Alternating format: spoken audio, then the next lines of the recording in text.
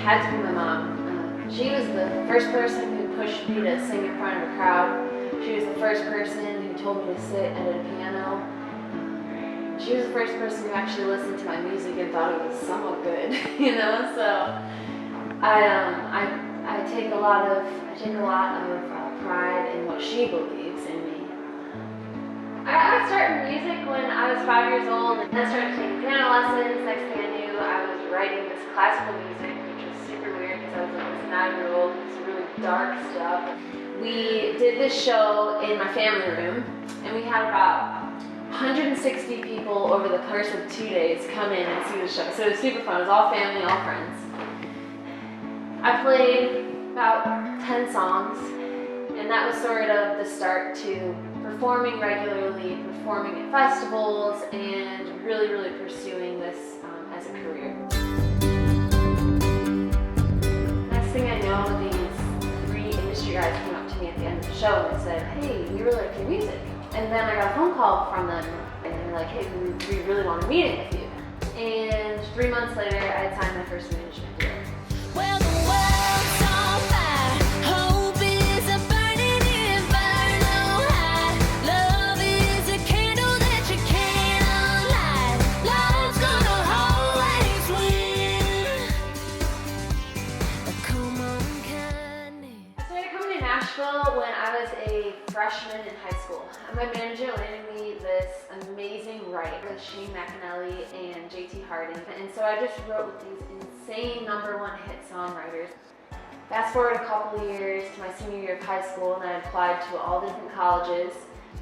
Next thing I know, I got this acceptance letter to Belmont University, and packed up all my stuff, headed down here, moved in.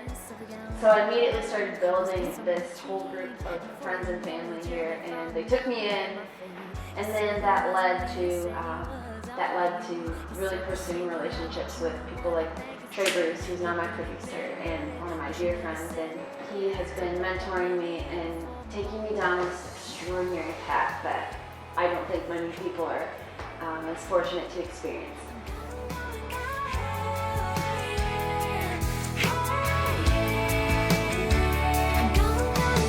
So about 3 years ago, I had coffee with Trey, and I said, "Hey Trey, I've got this little idea.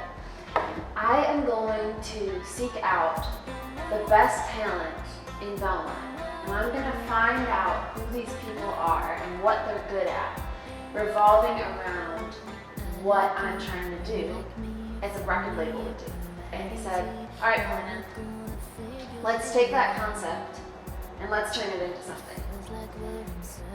So if you can imagine this, if you can imagine like Stevie Palmer, Tess Davies, and Morgan Wisted all taking on this industry that has so many different capacities and facets that we are unaware of. If you can imagine that, and then imagine the trials and the errors that happen.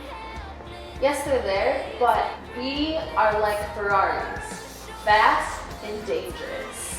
So that's my favorite part. Favorite part about working with these girls. We're all like-minded, we're all leaders, and we are willing to take on this industry and try it from a different angle, because we recognize that that's the only way something can be done that will launch an artist in a new fashion.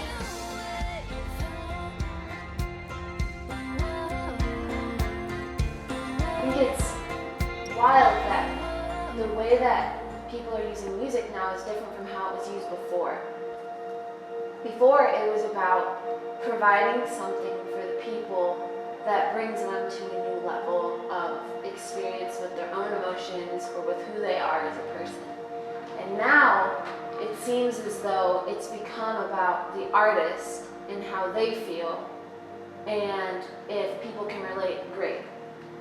I just think that the focus that I want is to be on people that I'm sending my music out to. I want to write for other people. I want to write for them so they can feel empowered and uplifted and excited about their lives and joyful about the things that they have coming up, whether or not they're great.